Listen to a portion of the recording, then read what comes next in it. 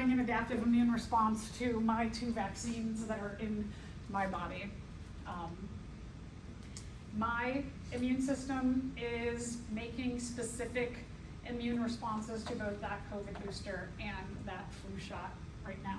For many people, you might not have any kind of apparent reaction, but for me, it's always like a nice high fever.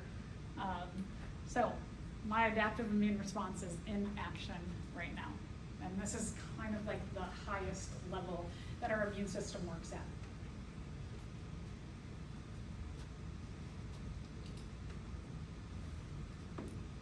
So the point here is that in general, it could be, like for me, you know, I am having the creation of antibodies against the 2 kinds of virus particles that I got in my vaccines yesterday.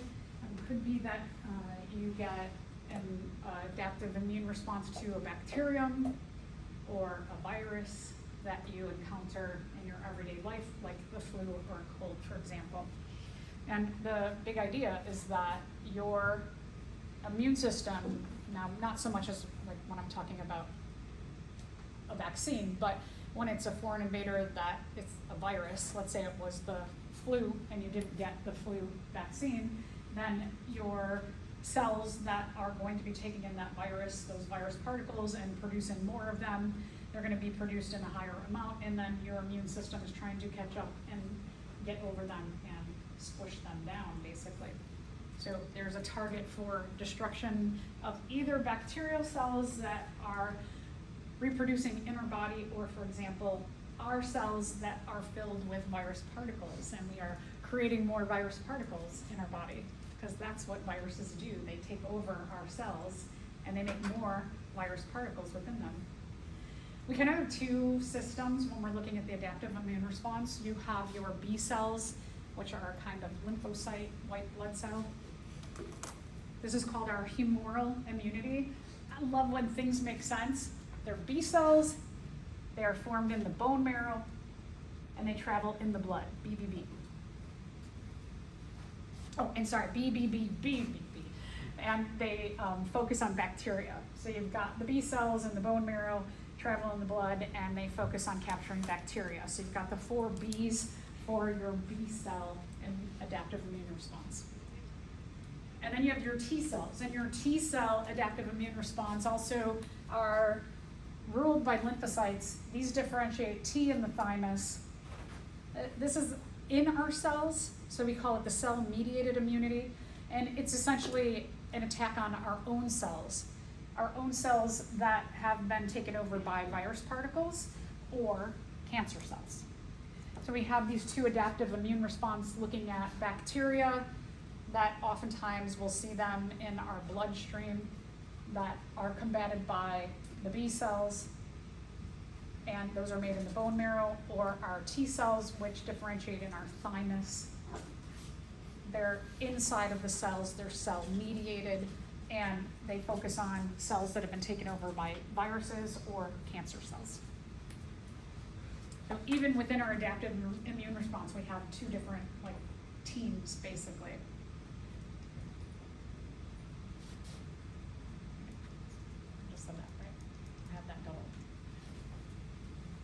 Microbe is trying to infect you. Which of the following represents the correct order for the lines of defense the microbe will encounter?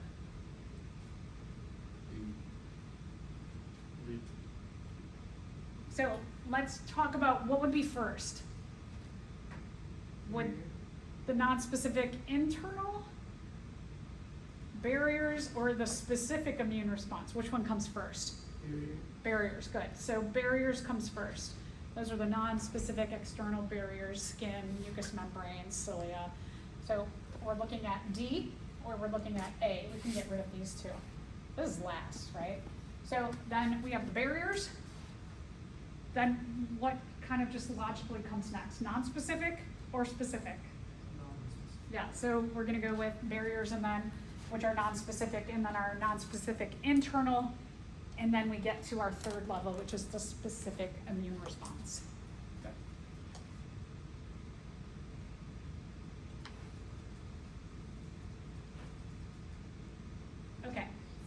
first job is to recognize that something's in our body that doesn't belong there. So that's job number one, and whether we're talking about our B cell, our humoral immunity, our B cell, our blood immunity, or our T cell. What we're looking at are surface markers on any kind of cell or particle within our body.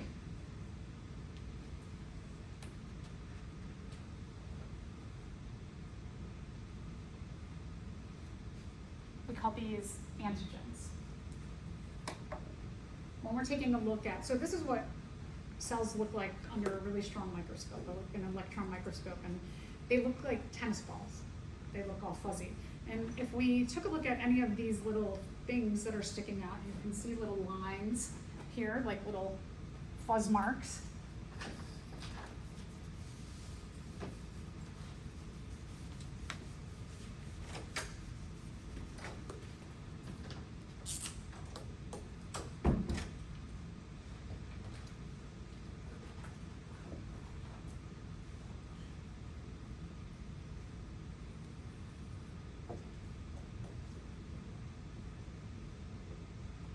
So here we've got a bacterium, and let's say this is one of our cells.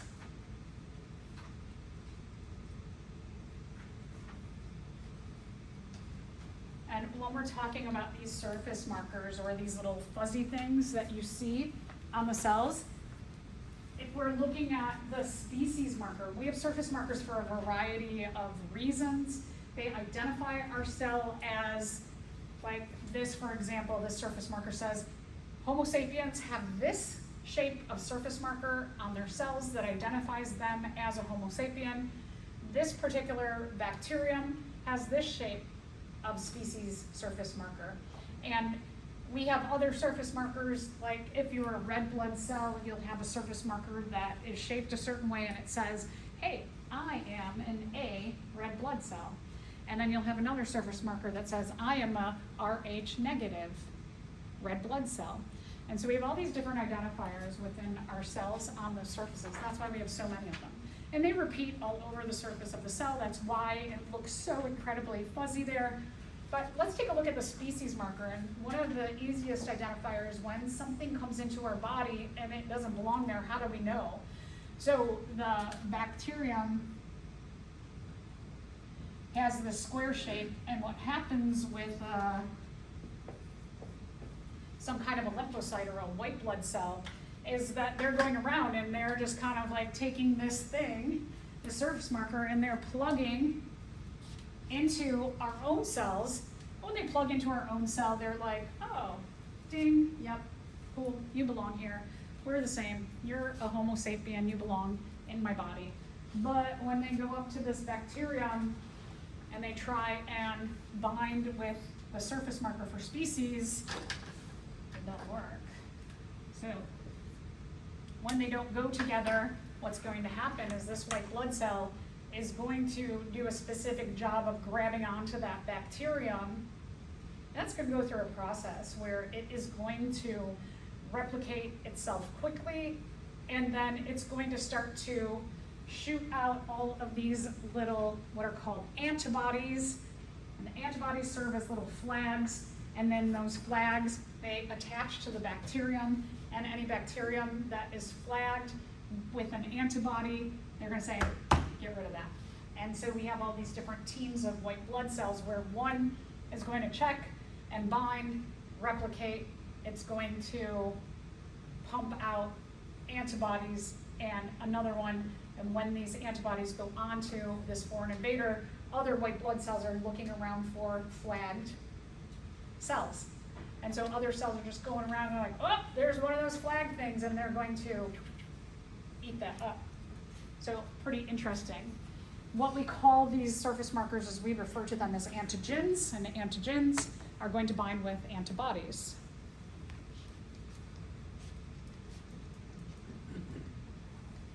The B cells, they're called antibodies, and the T cells, they're called T cell receptors. So they just get a little bit different name, but they function pretty much, both systems, the B and the T, function about the same way. So we're going to explore the antibody system, the B cell system, and just infer that T cells work about the same way. Okay, so a little bit about an antibody. An antibody, it combines with a specific antigen or surface marker. It's going to grab onto that foreign invader.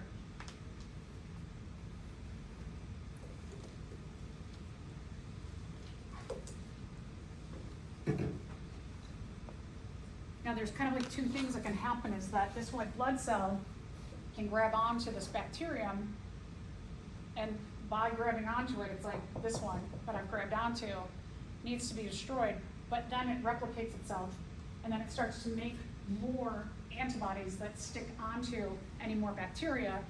So there's one of two ways. It's either a white blood cell is bound to this, or an antibody is bound to that. A little bit about antibody structure. So we always have so many amazing things that happen in our body that make the way we function super efficient and organized. The antibody is shaped like a letter Y. And it has two parts to it.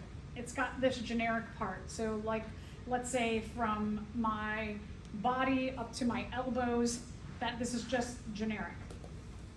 Kind of like if you go to, let's say you go to Home Depot and you go to get a key made, that they've got this wall of keys, right? And you can choose a blank. And that's kind of like from here down, is that I'm just like a blank antibody. When a new invader comes around, what I'm going to modify is this top part that grabs onto that. And so when I am adapting specifically to a foreign invader, I add on the grabbing parts, which are going to be newly added on, just like on a key, you add on that pattern that works into and makes your lock open. But you got the blank part, you've got all these blank parts that are just hanging around so that we can quickly add on the ends to grab, and this process can be a lot faster than having to manufacture the entire antibody structure. Pretty smart, right? So that generic part of that Y or that antibody, it's called the constant region, the stem, the base of it. My head, below my elbows, the body. I've got tons of those just kind of hanging around.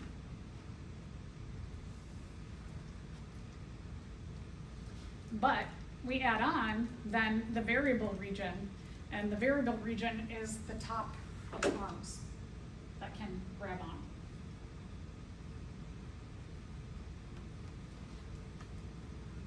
Every foreign invader gets their own special antibody. So right now in my body, because the formula for the COVID vaccine for the booster has changed since a year ago, I am having an adaptive immune response where I'm making these little antibodies that match up with the new COVID vaccine, the changes that are made. Same thing with the flu. The flu vaccine changes every year, kind of as a prediction of how they think the flu is going to change this year.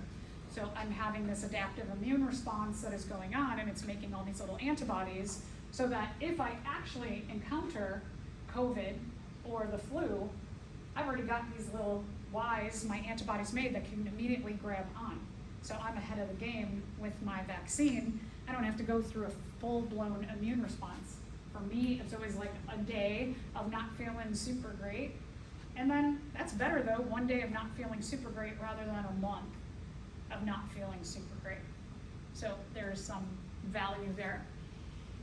If we take a look at a little bit more detail, you've got these parts that are the generic constant regions of an antibody, and then depending on the antigen, the surface marker of the foreign invader, we add on these four pieces that grab onto. So it's kind of nice that our Y can grab onto two different invaders at the same time.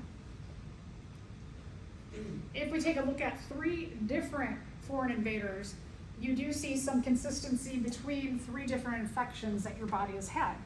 All of the constant regions are exactly the same for all three infections, but you can see that the variable regions are specific to the infection that you had. triclosan is a common antibiotic used in antiperspirants, toothpaste, antibiotic soaps, and lotion. And you can check your labels and check this out. Which of the following is the most likely prediction about this antibiotic? Do you think this antibiotic is as effective now as when it first came out? Probably not. Whatever that's trying to combat, the foreign invaders have probably mutated since then. So probably not. There are no microbes left that are resistant to this antibiotic given its widespread use. There might be some. There might be microbes left that are resistant to this antibiotic in areas where these products have not been distributed. Okay, that sounds pretty good, right? You haven't been exposed to this, probably don't know if you're resistant or not, if you have those mutations. Everyone who's exposed to this antibiotic and doesn't use these products will die. Well, that just seems silly, right? So in areas where you have not had the environment of this triclosan, you probably have some bacteria, for example, that might be resistant or, might not be resistant. All right, so a little bit about our self cells versus non-self cells. We have on our surface markers what are called MHCs. So even though we are Homo sapiens, and maybe these are our surface markers that say, I am a human being, we also have surface markers that say, I am Michelle Zarowski. And you have ones that say who you are. And so what we call those are MHC, or major histocompatibility complexes. And these are our identifiers of who I am as a Homo sapien. They are unique to each one of us. The exceptions, most of the time, is an identical twin, but they're going to have very, very, very similar, sometimes the same surface markers, and on occasion, not.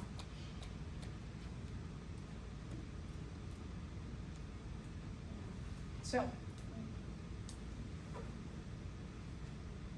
anything that's not an MHC that I have made will get eliminated. So let's talk about organ donation or blood donation.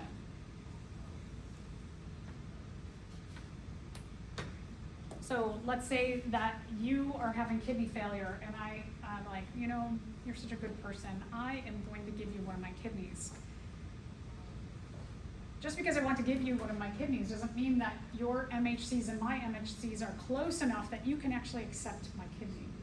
And so a lot of times when we're talking about the process of organ donation and accepting, it's a long process where they have to do a lot of testing to see, do these MHCs, are they close enough that you could receive my kidney and your body not respond with, whoa, whoa, whoa, what is this thing?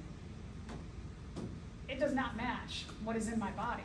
So even though I might want to give you a kidney and you want to accept that kidney, your body may respond with, nope. I know I need this kidney, but nope, I'm not taking this one. This one is not close enough. And so if you don't go through a process of where the MHCs are found to be compatible enough, you could get an organ that your body needs and your body could, it's called rejection. That they are like, no, your body's like, this is not what I think it is.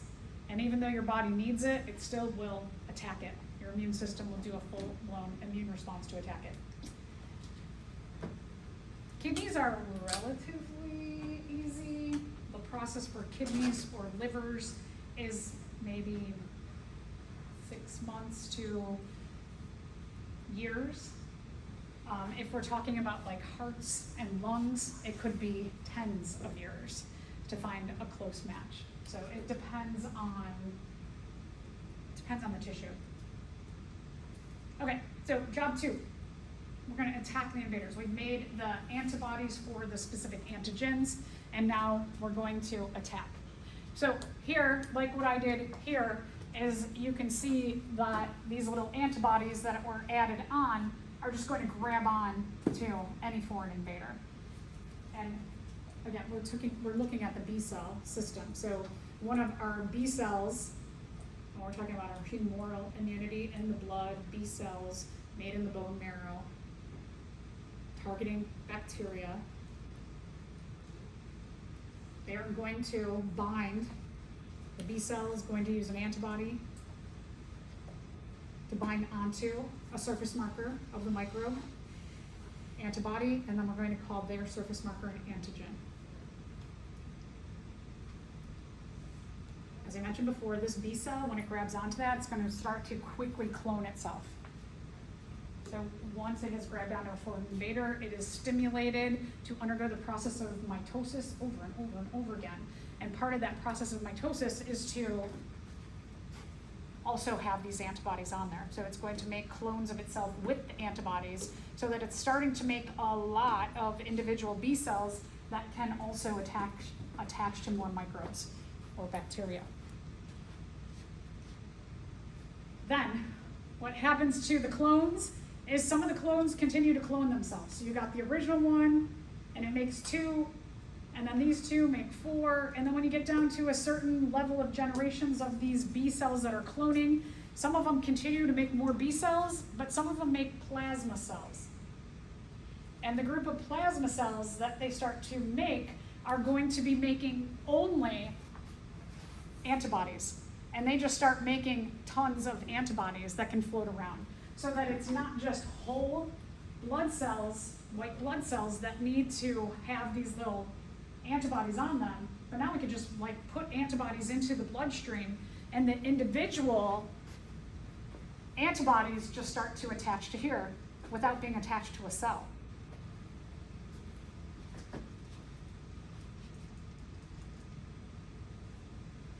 Anything that has a B cell attached to it with an antibody, or any cells that just have the antibody, any microbes or bacteria with just the antibody, you have what are called macrophages, big eaters. They're going to gobble up anything that has an antibody on it.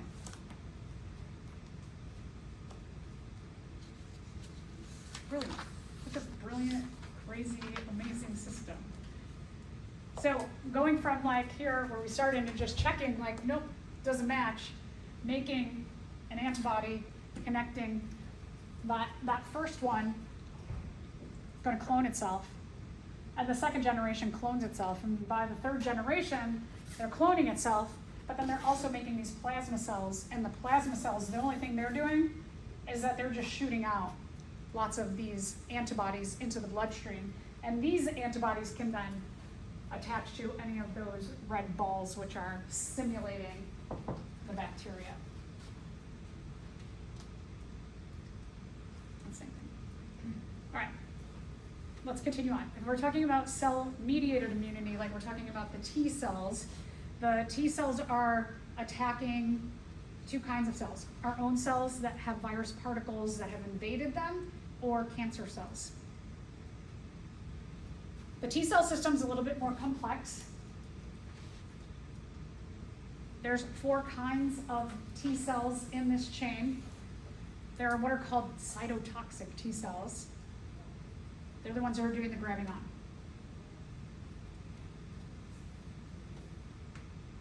It's a wild picture. Here you have a cytotoxic T cell. It has encountered cancer cells, a group of cancer cells.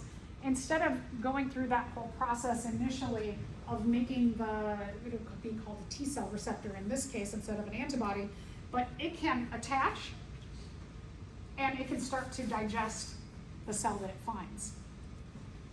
There's also what are called the helper T cells.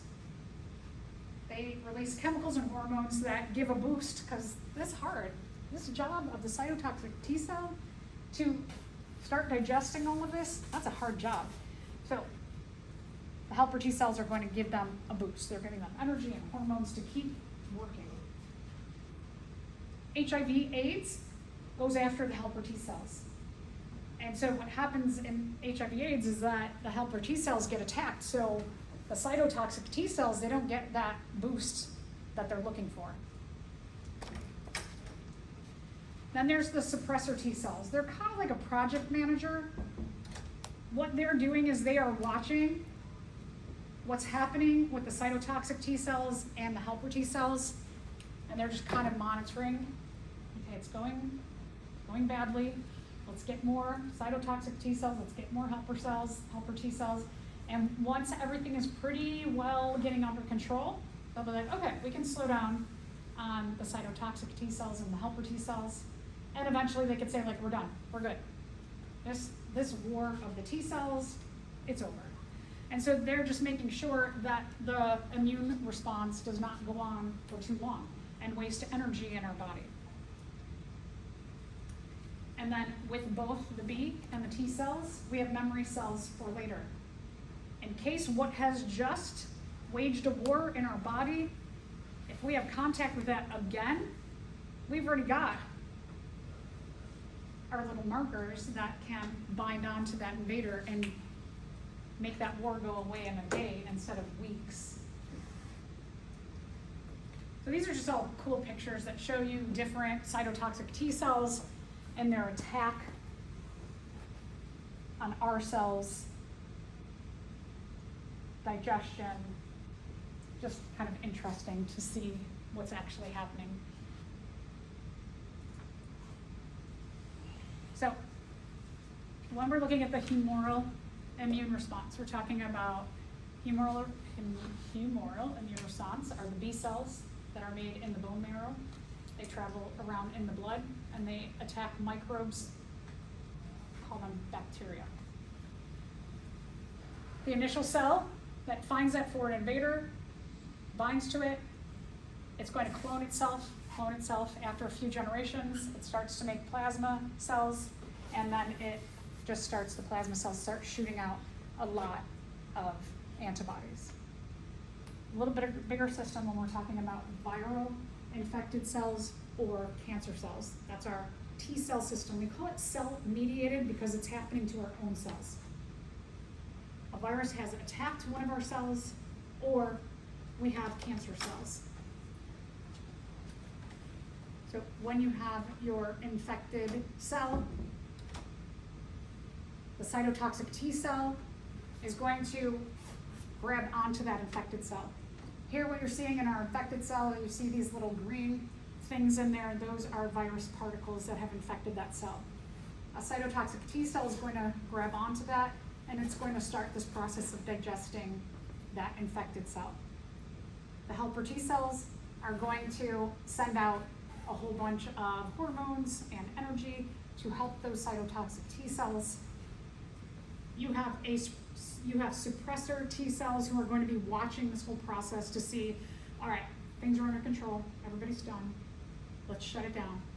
And then always we have memory cells that are going to contain the antibody or the T cell receptor for a previous invader, so that if that invader comes back, you don't have to do a full-blown adaptive immune response. So, job 3. Remember who's been here before. So we have those memory cells.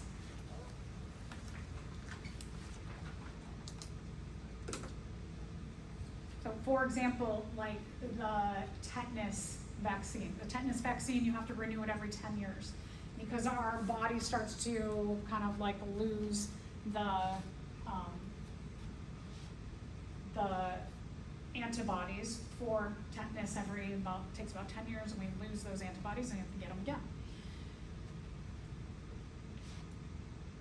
That amount of time can vary depending on the invader. So, like you might have gotten something when you were a kid, and over 30 years, your antibodies to that have waned. The cells stop producing them.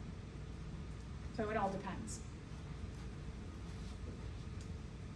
But for the ones that are functional, they're in our blood. And so it's kind of nice that when you have a full-blown illness, that you don't have to go through that particular full-blown illness again.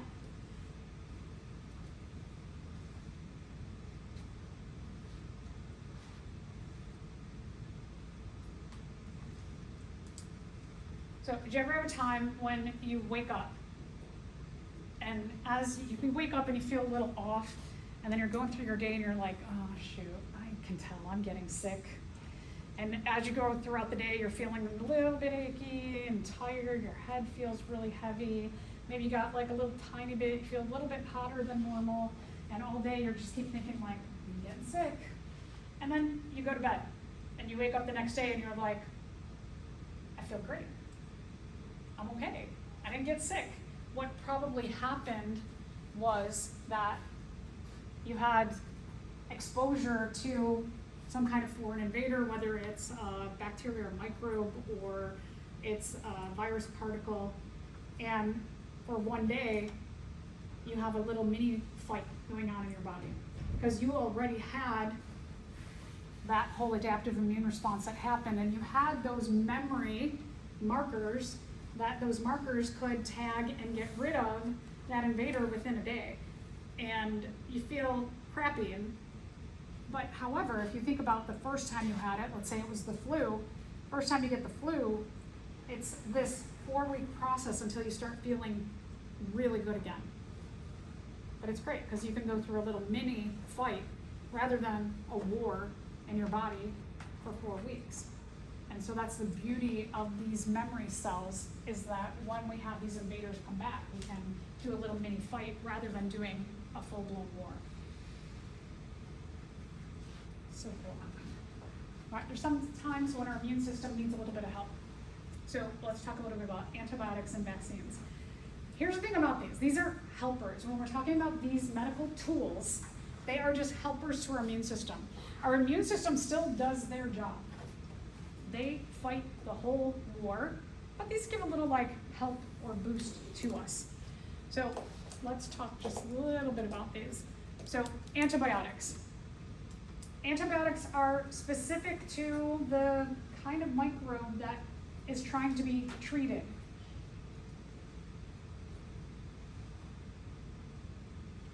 You can't just take, like, let's say penicillin. Every time you get a bacterial infection, you don't just get penicillin. The medical practitioner tries to figure out what you specifically have and matches up the antibiotic to that particular invader. They should. The antibiotic will kill some of the foreign invader, but really it's your immune system that finishes off the job. It just takes some pressure off of your immune system. I can't recommend more if you feel like, especially we're going into cold and flu season, that if you start to have symptoms where you're feeling, not so great, and you get sore throat or a fever or the runny nose, you're feeling run down, and you go, let's say you go to urgent care, and the urgent care person says, oh, you got these symptoms? Here, let me prescribe you ampicillin. Ask them why. Most likely what you have is a viral infection, and a viral infection doesn't typically take antibiotics as a helper, but they're just giving you something. It's kind of like a consumer mindset that often as consumers, we go in, we feel badly, we want something to fix us. But a lot of times when we're talking about like cold and flus, in general, there's nothing that can really help you, with the exception of rest, hydration, healthy food, maybe salt water, gargle if you have a sore throat, some lozenges, but those usually, it's just your immune system that's going to take care of a virus. So I always, whenever I go into someone, they say, I'm gonna give this antibiotic, and I'll often say, why? How do you know that that antibiotic matches up with the infection that I have? And just by asking that, a lot of times the practitioner is like, I was like, you didn't take a swab, you didn't, like, how do you know? Did you do a, like, I'm confused why you would just prescribe this antibiotic and knowing I need an antibiotic, because aren't those usually for, like, bacteria? And just asking those things makes people stop sometimes and go, oh, okay. So make sure you're an advocate for yourself or for maybe kids or a loved one. Also remember that sometimes there are microbes that have mutations for antibiotic resistant to that specific antibiotic. And the more that we are encouraged to take antibiotics, the more likely we will be selecting for those microbes who are antibiotic resistant. So we want to be careful as humans with the amount of antibiotics that we are taking in our lives regardless. All right, vaccines. So what I had yesterday. A vaccine can be a variety of things within the vaccine. A vaccine is about a specific viral particle, bacterial infection, and it includes, could be as simple as it could include surface markers and not part of the bacteria or not the full virus particle. It could be a dead bacterial sample. It could be an weakened virus particle, and it could be like yellow fever, for example. My husband went to Burundi and Uganda about 15 years ago, and he had to get the yellow fever vaccine. The yellow fever vaccine has active particles in there. And so I was pregnant at the time, and they were like, you cannot kiss her, touch her, or prepare her food. I was like, whoa. Because if I got that virus particle in me, it could attack my fetus. So it could be simple as just some surface markers, and your body is going to do an immune response against it, an adaptive immune response, or it could be a portion of live microbe or virus particle. So it just depends on what the vaccine is. But kind of the big picture is that you are going to get a portion of exposure to whatever you're trying to fight off, like the flu, for example. In that shot, I got just like a little exposure to the flu without actually getting the flu. And so my body is doing a little mini adaptive immune response right now. And while me and my immune system, I'm gonna have a day of not feeling really great, much better than having like a month of fighting off the flu. All right, let's talk a little digestive system. That's next, right? Digestive.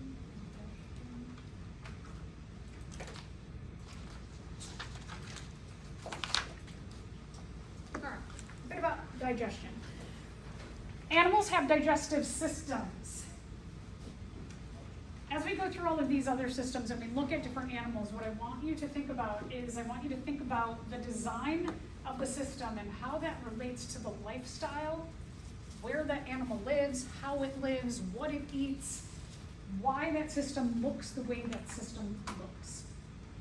So we are all designed and chosen, right, based on natural selection, that when we have mutations, and then we are, during mating, chosen based on the most advantageous traits, that we have a lot of differences depending on the environment that animals are in. So I like to think about it in that way, that lifestyle really depends on what's going on around the animal. So here, for example, this is called a gastrovascular cavity, or sac. The hydra here, the flatworm here, they have a big open cavity in the middle of their body. Their system is really, really simple.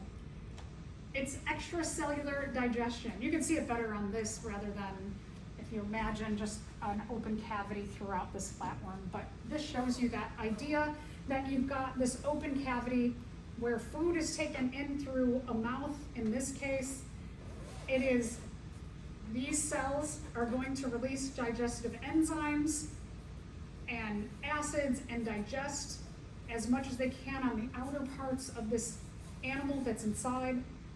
And when it's gotten enough nutrients and energy from this animal, it releases the waste products back out the same place. So it takes food in its mouth and it lets the waste products go through its mouth. That's not very appealing, is it? But that works for this very simple kind of animal. Same with the flatworm there. Okay, so very simple, primitive kind of digestive system. This is looking a little more similar to us, where there is a mouth. We'll see that we also have a structure called a pharynx, an esophagus. Crop and gizzard are a specialized kind of stomach system. There's intestines and an anus. So this is what we call a tube system. A lot of animals, just thinking about something as simple as an earthworm, has a tube system just like we call ours a tube system, right? Goes in one way, comes out, tubes on the other end. So there are a lot of similarities here evolutionarily between this simple earthworm and something that we call complex like us.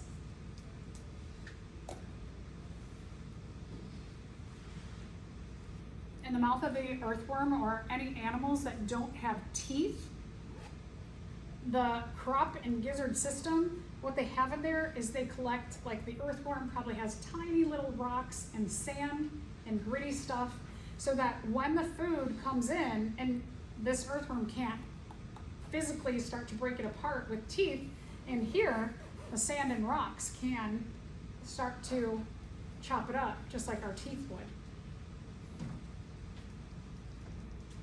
The bird also has a gizzard. Birds have a beak where they can bite a little bit. They can take like bites, like a chunk bite, but they don't have teeth inside of their beak to actually chop up their food. So birds, just like the earthworm, intentionally swallow rocks, sand, so that in this stomach here, this modified stomach, they're using the rocks and sand to break up their food.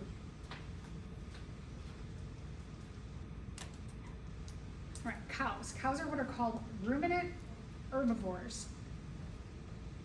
Their stomach is a rumen system. It's 4 chambers. It's a big stomach. To ruminate, it means a long process. To think long and hard is to ruminate. The rumen digestive system is a long process. It works hard on the food that the cow is eating. Other things like sheep and goats.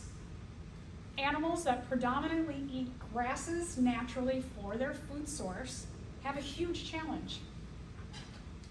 Cows, which typically eat grass. Grass is made up of a lot of cellulose.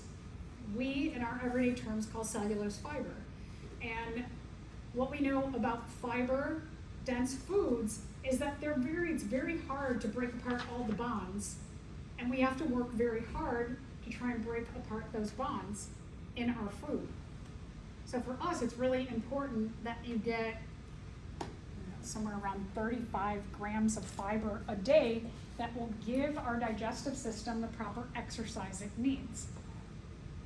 I highly recommend to you all, take a day this week or a few days and notice how much fiber you eat. Fiber is very, very important. You get fiber from plant-based foods. You get a lot of exercise from that. You also get microbes that are important for a healthy diet on foods that are high in cellulose also.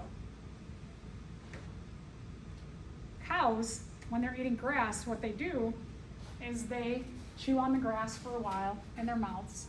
They use their teeth to try and crush apart the fiber or cellulose in the grass. They swallow it. It goes through these 4 chambers. Inside of their large stomach system, they have bacteria that produce cellulase, which is an enzyme that helps to break down cellulose. So they have a symbiotic relationship with another organism to try and extract as much energy out of grass as that organism can. The cow then, after the food is in here for a bit, burps it back up into its mouth and gives it another round of chewing.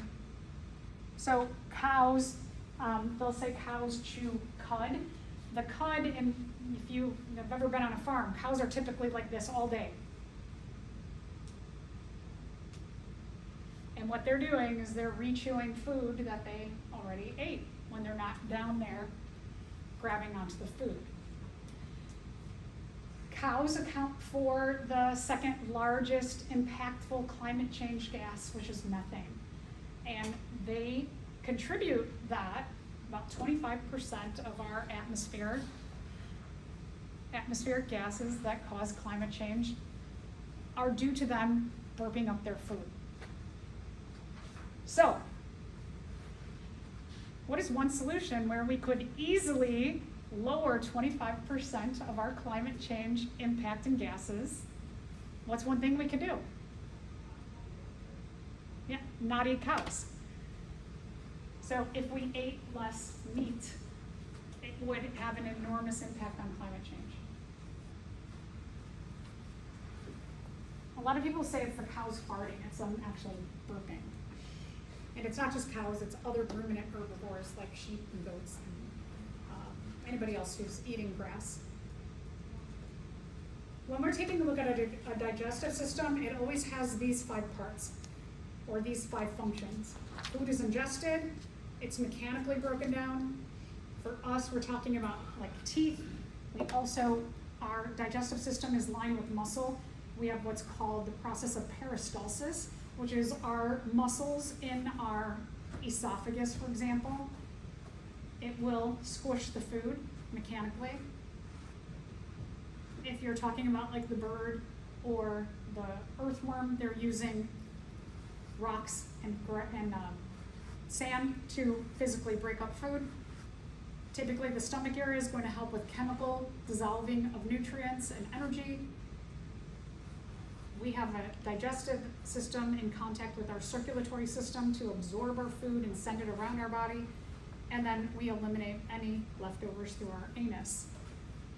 So let's take a look at our digestive system. Ooh, look at the real estate on our digestive system. Do you think that this shows that the consumption of energy and nutrients is super important to our survival? Oh yeah, right. Going along with that, what takes up the majority of space up here? Yeah, the lungs. So the lungs bring in oxygen. All of this helps to process our energy with the use of oxygen, so that the trunk of our body is pretty much devoted to processing our energy and nutrient sources. Digestion begins in our mouth. Our mouth, when you put something in there, or even if you smell something good, your mouth begins the process of digestion. Saliva is produced, and not only to show the way something feels in your mouth, the way it tastes, the way things smell. You know how you'll hear someone say, it's mouth-watering good. That you could smell something, like if you come home and somebody has baked a cake in your house, your mouth will, in regard to that smell, it will start to produce extra saliva. Because it's like, that smells good. Saliva does a number of things. It helps to break down complex carbohydrates into simple carbohydrates. If you wanted to test your salivary amylase, you could take a piece of like white bread or like pita, cracker, a white cracker, and chew on it for about 1.5 minutes, and it'll go from that starchy taste, you will begin to taste glucose or sugar. It will taste sweet. It's kind of gross because it becomes like a weird paste, but it's an interesting experiment that shows you that our salivary amylase right there in our mouth is immediately working on complex carbohydrates to break them down into the simplest forms of sugar that go right into our cellular respiration, and immediately in our mouth we start to provide our body with the sugars that go right to our cellular level and help our cells to run well. It also has a lubricant in it, right? It's kind of slimy and wet, has lysozymes in there, part of our non-specific external barriers that can start to digest, whether we're talking about like food or we're talking about bacterial particles. Food travels to, and then also Also lubricates food as it goes down our esophagus, protects our esophagus a bit to make it a little bit wet. That's why if you've ever seen professional food eaters, they, in those contests, they usually have a bucket of water and they dip the food in water so that it can slide easily down the esophagus and into their stomachs and make that process a lot quicker. Some acids start to get broken down and other sugars as well. Our taste buds tell us the quality of the food. Is it moldy? Should I spit it out? Is it too bitter? Is it not ripe yet? So we can learn a bit about the safety of our food in addition to, like, do I prefer this taste or not? The tongue helps to push your food against your teeth. If you've ever thought, what is the tongue for? Just for sticking it out at people I don't like? No, it pushes the food against your teeth and it helps you to better chop it up. Food goes to the back of your mouth, it's called the pharynx. And from the pharynx in the back of your mouth, you have a little flap called the epiglottis. Today we're going to find the epiglottis on our pigs. We're going to break the jawbones, we're going to cut them apart, we're going to go all the way back in the throat until we find this little flap. Kind of looks like this, like a half moon. In your throat, you have, in the front, you have your trachea, and behind that you have a thinner tube, the esophagus. You can kind of feel in your throat rings on your trachea. Our trachea is always held open by cartilaginous rings because we always have to be breathing. If we stop breathing, we don't get oxygen to important places like our heart, our brain, which then can't process our food. Heart and brain start to die and everything else then also starts to die. So the trachea is much wider.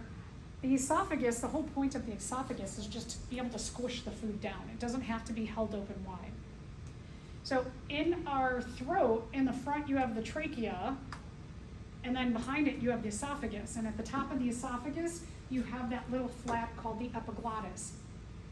When you are eating and drinking, the epiglottis responds like that, by covering up the hole of the trachea. And then food and drink can slide down into your esophagus. Pretty clever too. If your esophagus, if your epiglottis is slow in covering, sometimes you get like, you're drinking really, really quick and it gets in there, a little drop of drink, and you respond by coughing it out, right? We talked about that as part of the non-specific external barriers. The cilia vibrate just underneath the epiglottis, and your body responds by trying to get rid of whatever went in there. So here you can see that the epiglottis is sitting there, the food is coming, so it covers up the trachea, complete covering of the trachea, so the food doesn't go this way, it goes that way. Food travels to the esophagus, that back tube in your throat. We'll be looking at today how we can see that the trachea is kind of wide and the esophagus is a really flat tube. The muscles of our digestive system operate via involuntary control. They just, as soon as food is in there, muscles start to squish. And they will physically squish your food, and they'll keep the food moving in the right direction. That's called peristalsis. We have peristalsis all through our stomach and our intestines to keep our food moving. Mucus is also secreted in the cells that line the esophagus. Do you ever you eat some bread or a cracker or a chip and you could feel it in your throat? It's like really dry. And then after, if you don't have, or a pill, you swallow a pill, and After you think, oh, I need water, this is driving me crazy, this doesn't feel good, but after a few minutes, if you don't have access to water, it goes away. You stop feeling like that. That's because the cells of the esophagus are secreting mucus to help slide that down.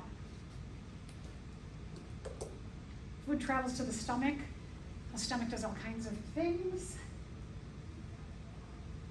The stomach is a bag that can expand. Typically your stomach is about 3 or 4 fist sizes. If you fill your stomach too much, it pushes on the other organs around it and it makes you feel uncomfortable. It temporarily stores the food. It works on it mechanically through peristalsis. It releases one of the strongest acids in the world, hydrochloric acid, releases lots of enzymes to continue digestion in our stomach. The enzymes that are in our stomach have an interesting kind of like evolutionary adaptation, is they operate at a really low pH. Most of the enzymes, proteins in our body want to operate at about a 7 pH or a neutral pH, but they actually want to be acidic and they work best in an acidic environment. Because of peristalsis, the stomach will mechanically squish the food and continue to break it down, mixing around all of the chemicals that are also in your stomach. Sometimes if you don't have food in your stomach, your stomach will vibrate a little. You can literally feel your stomach moving and it's saying like, I am empty for a long time. Or if your stomach makes a weird gurgling sound, right? Your stomach is signaling to you because your brain has been saying, you're hungry, you're hungry, you're hungry. And then your stomach's like, I'm hungry. So you will get signals from your stomach as well as your brain to eat, to help you survive. So as I said, the stomach produces one of the strongest acids around, hydrochloric acid. Also produces pepsin. Pepsin is what we call a protease. It starts protein digestion.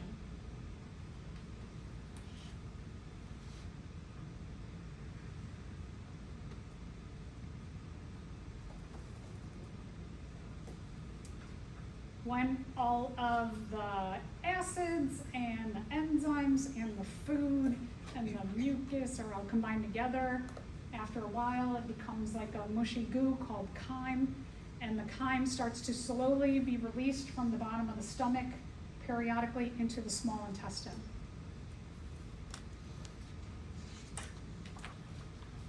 The small intestine is our longest, not necessarily our largest, but our longest organ. It's about 10 feet.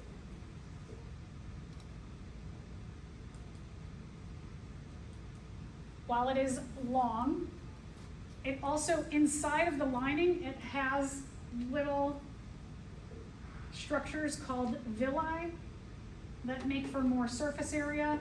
So if we just had a tube and it went through there, but now we have a tube and it's got all of these little structures that are sticking out, we've increased our surface area greatly.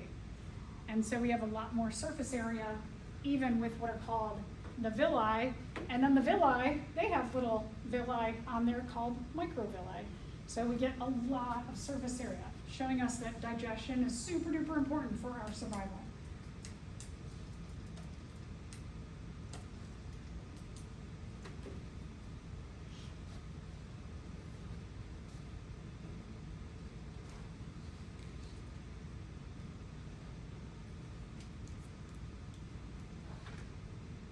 All right, we'll stop there.